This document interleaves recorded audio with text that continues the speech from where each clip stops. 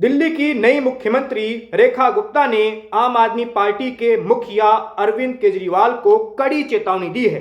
रेखा गुप्ता ने कहा है, केजरीवाल जी अपनी पार्टी को संभालिए, अपनी पार्टी के नेताओं को संभालिए। आम आदमी पार्टी के कई नेता बीजेपी में आने की फिराक में हैं।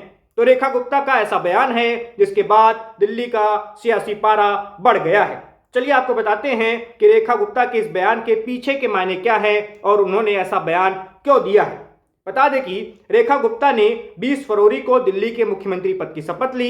इसके बाद 20 फरवरी की शाम को एक कैबिनेट की बैठक हुई, जो रेखा सरकार की कैबिनेट की पहली बैठक थी। इस बैठक में आयुष्मान योजना को दिल्ली में लागू करने के लिए मंजूरी दी गई और इसके साथ ही एक अहम फैसला हुआ, एक अहम मंजूरी प्रदान की गई और ये मंजूरी थी सीएजी रिपोर्ट्स को विधानसभा में पेश करने की।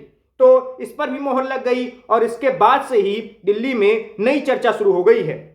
रेखा गुप्ता का बयान इसी सीएजी रिपोर्ट से जुड़ा हुआ है। रेखा गुप्ता ने 21 फरवरी यानी मुख्यमंत्री बनने के दूसरे दिन कहा कि जब से सीएजी रिपोर्ट्स के सार्वजनिक होने की बात सामने आई है, आम आदमी पार्टी के नेता डरे हुए हैं। उनको लग रहा है कि इन रिपोर्ट्स में जो उनके काले कारनामे दर्ज हैं वो जनता के सामने आ जाएंगे। जब ये रिपोर्ट्स विधानसभा में पेश किया जाएगी, उसके बाद पूरा देश आम आदमी पार्टी के नेताओं के काले कारनामों को देख लेगा।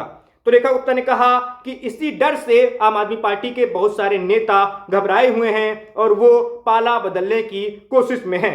रेखा गुप्ता ने कहा कि उन्हें अपनी पार्टी को संभालना चाहिए, उन्हें यानी अरविंद केजरीवाल को अपनी पार्टी को संभाल कर रखना चाहिए। वहां पर खलबली मची हुई है।